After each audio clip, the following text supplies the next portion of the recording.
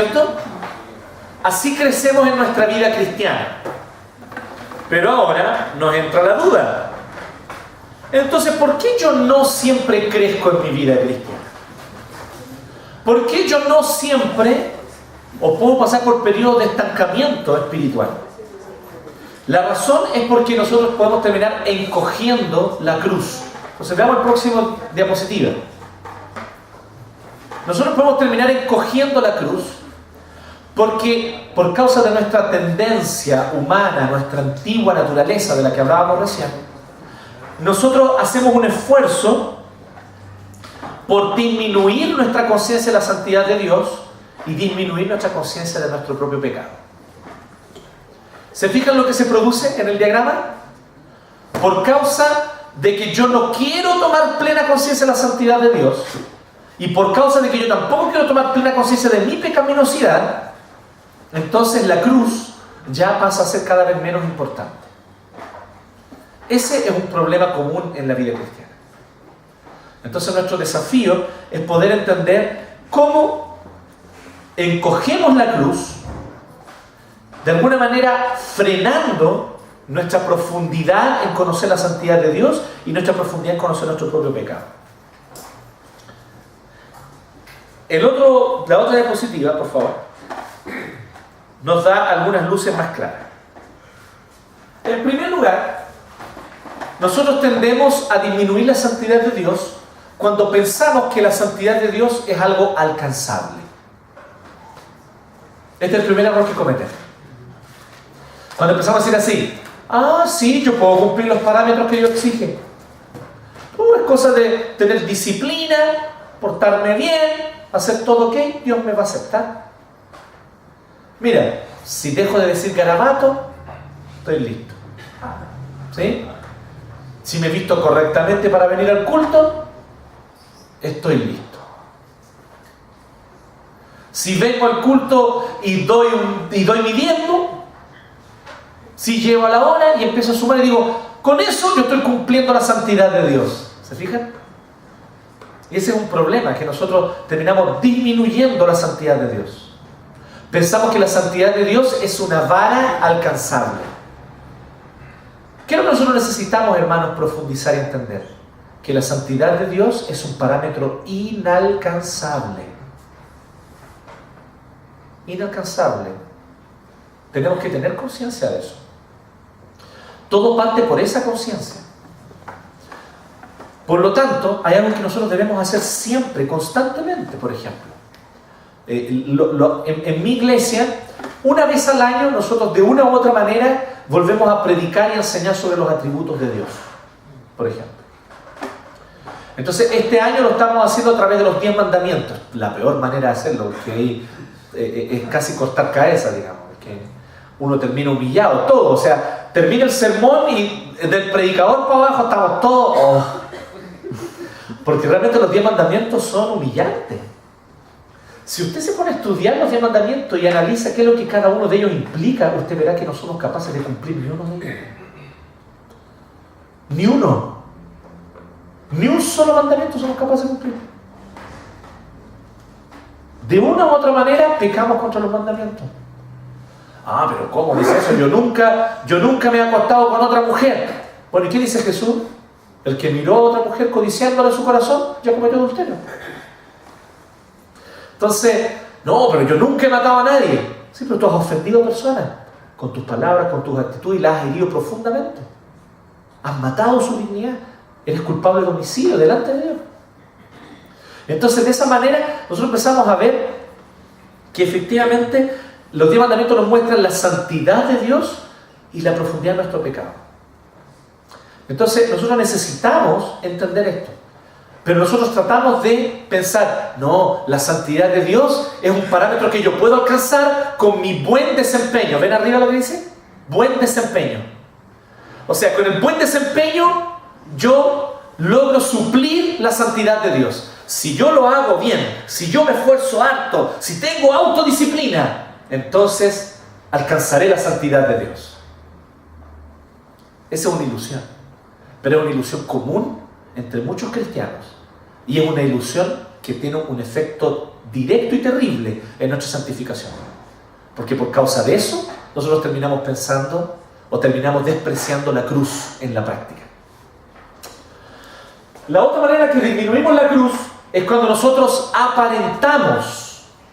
Y no me refiero solamente a aparentar ante otros, sino también a aparentar, incluso a veces ante nosotros mismos. Nos autoengañamos.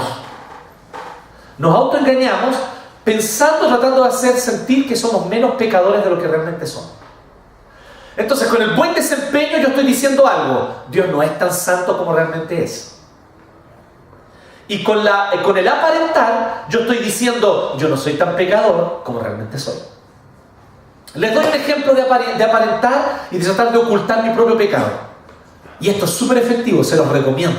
Si ustedes quieren sentirse menos pecadores, les doy un consejo súper práctico, pero yo creo que la mayoría de ustedes ya lo conocen y lo han practicado. Hable mal de los pecados de otros. Es maravilloso. Produce un efecto en uno. Uno se siente súper bueno. Hablen mal de la Ana Méndez. Les va a ir espectacular. Ustedes se van a sentir súper buenos. ¿Sí? Observen a la gente que está a su alrededor y fíjense qué pecados tienen y critíquenlos. Y cada vez que pueda, en un grupito de confianza, hable mal de esas personas y de esos pecados. Maravilloso remedio. Uno se siente santo al tiro. Uno al tiro se siente menos pecador. Uno dice, oh, espectacular. ¿Por qué? Ah, sí, porque ese hermano llega siempre atrasado. No como yo. ¿Sí? ¿Se fijan? Tratamos entonces de alguna manera de ocultar ante nosotros mismos la realidad de que somos terriblemente pecadores. Para sentirnos menos pecadores, nada más efectivo que fijarse en el pecado del otro. Observar el pecado del otro y hacer una especie de disección. ¿Hicieron disección en el colegio? ¿Sí? Yo hice con un hámster. ¿Sí?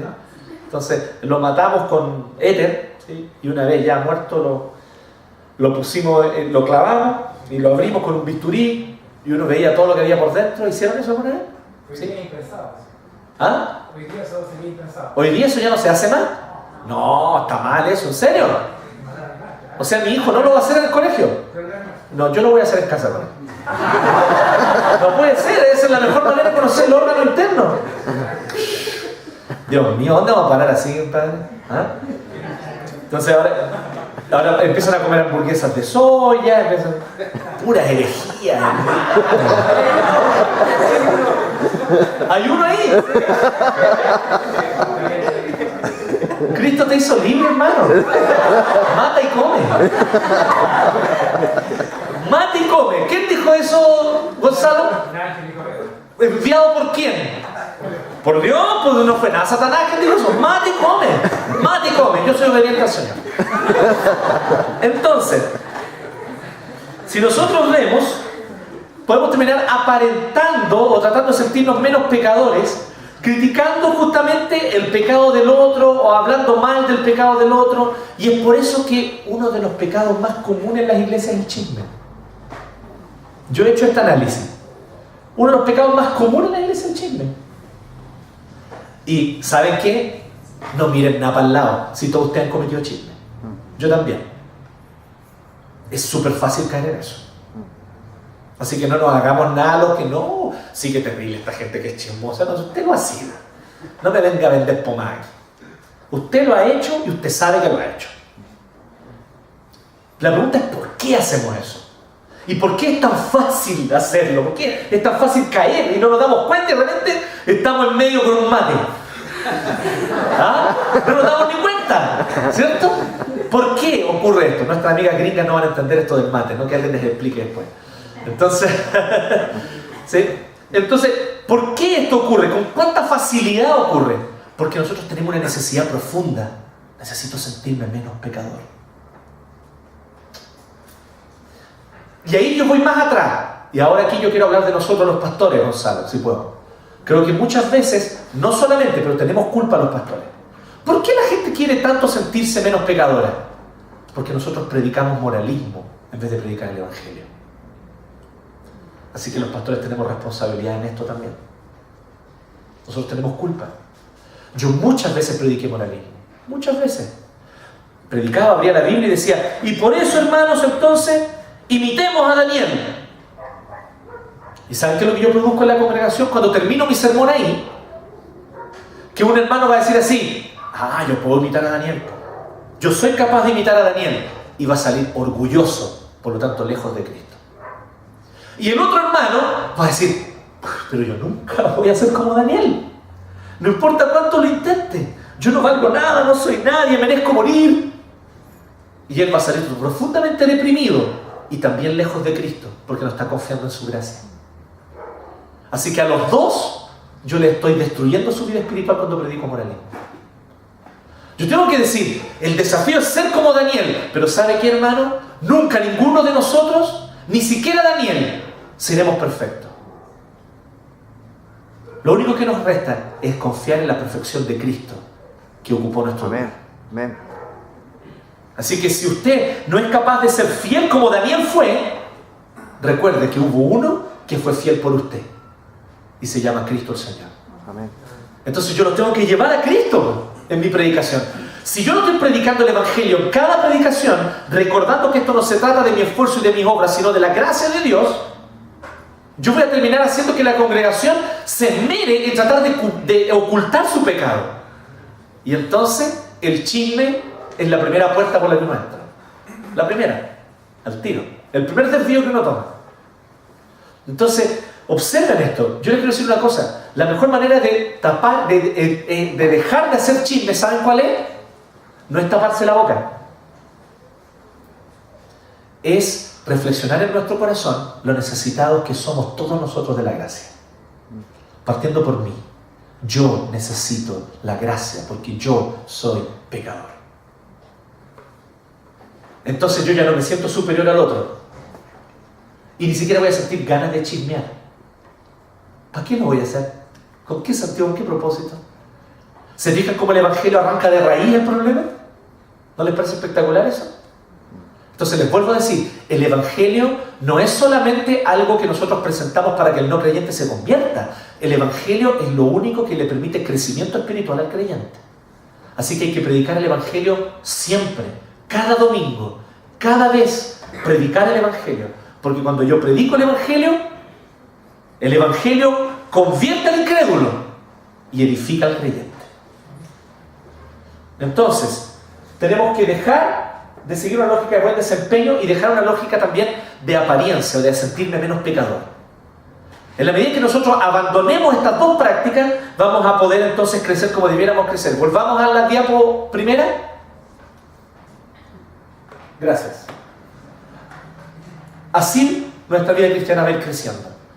Menguamos nosotros y la cruz se hace más grande. Yo cada vez más dependiente. Cristo cada vez más glorioso en mí. ¿Sí?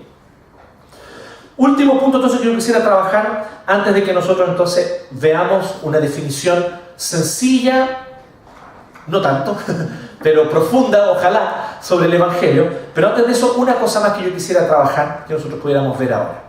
Y es el tema de las idolatrías. De las idolatrías. Una de las grandes razones por las cuales nosotros vamos a tomar cada vez más conciencia de nuestra pecaminosidad, como muestra aquí, es porque nosotros vamos a darnos cuenta de que nuestro pecado no son solamente actitudes externas, ni conductas. El problema de nuestro pecado está en el corazón. Y aquí es donde entran las idolatrías de frente. Muchos de nosotros hacemos lo correcto movidos por la idolatría. Algunos de ustedes idolatran la admiración de los demás. Les gusta que los demás los admiren y los consideren buenas personas. Y ese es su Dios. Y por esa causa ustedes se esmeran en ser buenos, en ser correctos y en hacer siempre lo que se espera de ustedes. Externamente pareces un cristiano o pareces un buen cristiano, pero internamente en tu corazón hay un problema de idolatría. Porque valoras a tal punto que los demás te consideren una buena persona, que el día que alguien te critica te sientes total y absolutamente devastado, tu vida pierde sentido. Oh no, me criticaron, moriré. me criticaron, mejor sería que me matara a seguir vivo. ¿Se fijan? Esto es solo un ejemplo. Pero nosotros podemos idolatrar muchas cosas en nuestra vida, muchas cosas. El desafío para nosotros es justamente entender de que nosotros necesitamos arrepentirnos principalmente de nuestra idolatría. De nuestra idolatría. Entonces,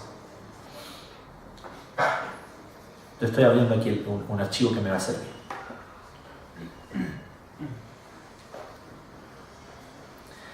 ¿Qué tipos de ídolos nosotros podemos estar construyendo y levantando en nuestro corazón? ¿Sí? ¿Qué tipo de ídolos podemos estar construyendo y levantando en nuestro corazón? De muchos tipos. ¿Sí? Pero el punto en el que nosotros podemos entender una cosa que Lutero dijo. Lutero dijo así, que cada vez que nosotros pecamos contra el primer mandamiento, contra cualquier mandamiento, estamos pecando contra el primero necesariamente. Porque todas las veces que yo desobedezco a Dios, es porque otra cosa se hizo más importante para mí que Dios. Por lo tanto, tengo un Dios falso. Tengo un ídolo. He levantado un ídolo en mi corazón. Rebecca Pippert, ¿la conocen? Ella escribió un libro que se llama Fuera del Salero. ¿Sí? Fue un libro que fue más o menos popular en los movimientos universitarios en los 80, 90. ¿Sí? Fuera del Salero, muy buen libro. Y Rebecca Pippert, o Pippert, no sé cómo será, dice así: lo que sea que nos controle es nuestro Señor. Lo que sea que nos controle es nuestro Señor. La persona que busca poder es controlada por el poder. La persona que busca aceptación es controlada por las personas que busca agradar. No nos controlamos a nosotros mismos. Siempre somos controlados por el Señor de nuestra vida. Así que aquí está el desafío. Que Cristo sea nuestro único Señor. Así que el problema de la idolatría es un problema grande. Y es por eso que nosotros vamos a empezar a arrepentirnos después, como dice Paul Washer, empezamos a arrepentirnos de las cosas buenas también. No solo las cosas malas. Llega un punto en la vida cristiana en que uno empieza a decir: Señor, perdóname por todos esos cánticos que yo canté, pensando que si los cantaba con mucho fervor, tú te ibas a agradar de mí. Perdóname por todas las veces en las que yo levanté las manos y cerré los ojos para que me vieran en la congregación y pensaran que yo soy espiritual. Perdóname. Nos vamos a empezar a dar cuenta que hay ídolos. Señor, perdóname por todas las veces que yo oré solamente porque quería manipular y controlar las situaciones. Perdóname porque solamente he orado cuando me va mal. Porque realmente no oro para tener comunión contigo. Oro para controlar las circunstancias. Las cosas van mal, oro. Señor, cambia esta circunstancia. Llega un punto en el que empezamos a arrepentirnos de esas cosas. ¿Se fijan? Señor, perdóname por todas las veces en las que yo fui a la iglesia simplemente movido y motivado por otras cosas, para que la gente me viera allí y pensara que soy un buen cristiano, cuando en realidad lo único que yo quería era estar en otro lugar, lejos de él. Perdóname. Entonces uno empieza a arrepentirse de las cosas buenas, porque se da cuenta que hay ídolos en el corazón. ¿Me van siguiendo la idea hasta aquí? ¿Sí? Yo tengo una diapo, me acabo de dar cuenta que tengo un PowerPoint sobre diapositivas sobre idolatría, que no se lo pasé a Miguel. Entonces, para que nosotros podamos trabajar esto mejor, si a ustedes les parece, me esperan 2 minutos. Miguel va a bajar ahora, raudamente, como un rayo, y yo les voy a pasar en un pendrive el PowerPoint, ¿ok? Mientras tanto, ustedes pueden acercarse a la librería y comprar. ¿Ya? Denme 5 minutos, porque me di cuenta que este PowerPoint yo no se lo pasé. ¿Sí? Pensé que lo tenía, no lo tiene.